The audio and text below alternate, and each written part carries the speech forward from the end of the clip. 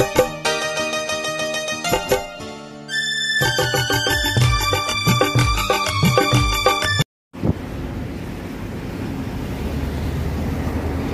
ayan, magandang araw na naman po sa lahat ng mga ka-MC. Ayan, mga idol. So, ready to release na po yung ating, or ready to ship na po yung ating Suzuki Wagon-R Stingray top of the line natin. Ayan, so, bago natin simulan yung ating review, sa mga baguhan po at hindi pa po nakapag-subscribe sa aming YouTube channel, paki-like, share, and subscribe sa aming YouTube channel.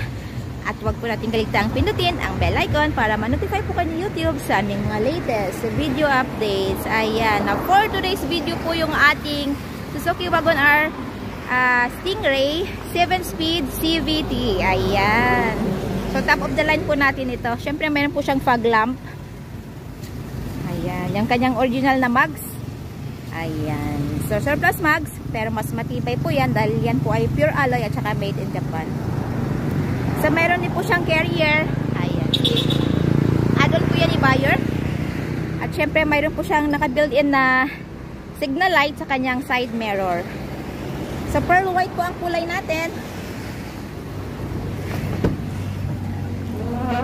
So, ayan yung kanyang interior. Ito po ay K6A engine, non-turbo. Ayan. Syempre, yung ating mas malapad na converted dashboard. Mayroon po siyang drive camera. Ayan. So, yung ating 9 inches na LCD touchscreen na saka backing camera syempre. So, with aircon po ito. An aircon button. Then, ayan. Aircon blower. Ayan. Automatic transmission. Nandito po yung kanyang sports mode. Nandito po yung button ng kanyang sports mode sa gilid. Ayan. Syempre, mayroon po siyang glove box doon. So, ayan. Siyempre, may armrest. So, ayan. Mayroong lagayan ng small things sa loob. Cellphones. Ayan. So, siyempre, nandito po yung kanyang sun visor. May mga built-in na mirror din po with light. Ayan. So, magkabilaan po yan. Ayan. Okay. So, mayroon po siyang lagayan ng glass or sunglass natin. Ayan. So, na-adjust po yung ating seat, ano? Pwede pong move pa harap. Ayan. Adjust na lang. Ayan. Siyempre, andito po yung kanyang tatlong pedal po yan. Ito po yung ating parking brake. Ito yung kanyang brake at saka yung accelerator. So, tatlo po yan. Ayan.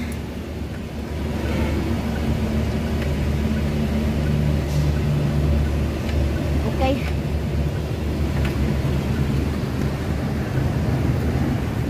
So, ayan, nandito po yung, syempre, bago ko po makalimutan, syempre, power window po ito. Ayan. So, all power window, 4 po yan. Ayan. Syempre, power mirror. Okay. So, na-adjustin po ang mirror niyan. Dito po. Okay.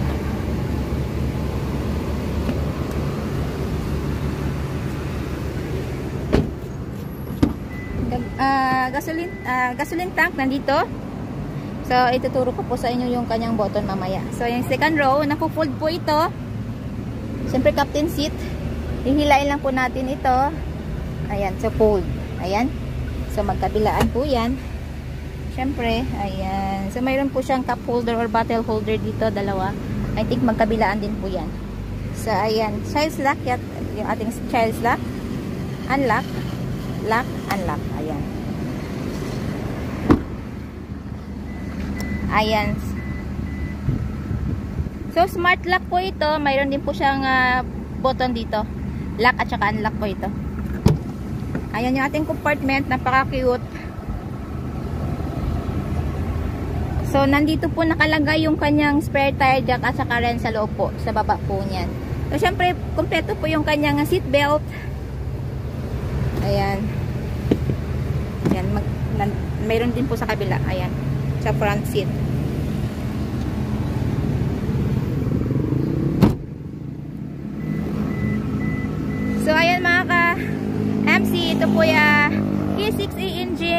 turbo. Yan. So may mga Stingray or Wagon R din po ng turbo, pero this time po ito po na unit is non-turbo po siya. Ayan, syempre yung kanyang tail light. Makaganda ng kanyang tail light, ano? Ayan.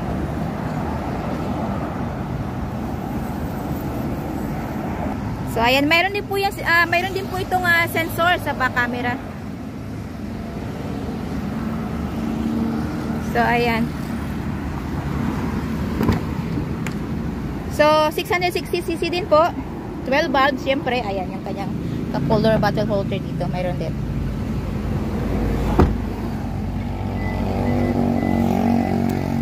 Sa mga ka-MC, list of the inclusion po natin, yung ating brand new battery, brand new upholstery, brand new engine oil, gear oil, brake oil. So bago din po ang spark plugs nito. At syempre, kasama po sa list of inclusion natin yung ating free spare tire, jack at parents. Yan. So ayan, made to order basis po tayo. So we require as low as 25,000 pesos sa down payment para po masimulan namin ng inyong mga unit. At ang balance, upon unit pulled out. So upon unit pulled out po, kasama na po dun yung ating original OR and CR, which is directly under buyer's name as first owner sa Pilipinas. So less hassle, less worry dahil nakapangalan na po sa atin yung ating mga unit.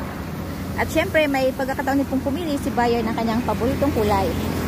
Unused and sulfate material para po sa long lasting shine ng ating mga unit. O sa mga ka-MC, yung makina po nito ay nasa hood, hindi ho katulad ng mga DA unit natin na nasa ilalim po ng upuan ng ating driver at passenger side.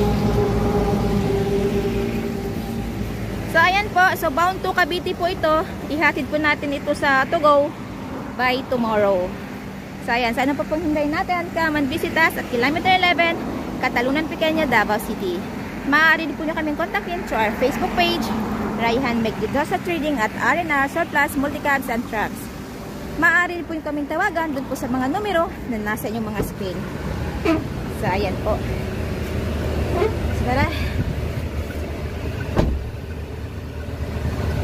So ayan. So nandito din pala ang kanyang fog lamp switch or button. So ayan. So yung kanyang gasoline tank po is nandito. Wait po.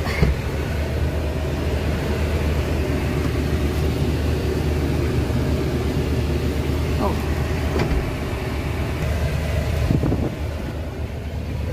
Nandito pala sa kabila. Ayan. Nandito po. Open ng gasoline tank. Pull po natin ito. Ayan. Okay.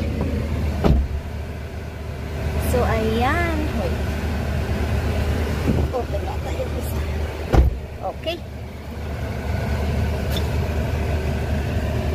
So, ayan mga ka-MC. May mga available pa po tayo na ganitong unit. So, mayroon pa po tayong available na R160 engine. Top of the line din po. Suzuki Wagon R.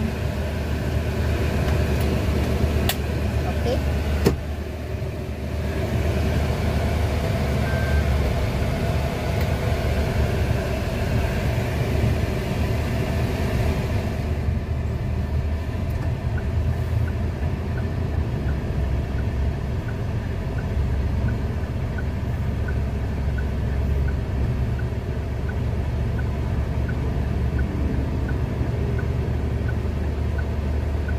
So ano po pong hinday natin? Come and visit us at Kilometer 11, Catalunan Pequeño, Davao City.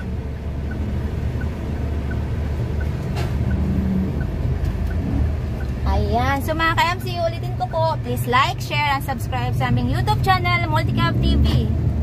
Kita-kits po tayo ulit para sa ating panibagong surplus unit review.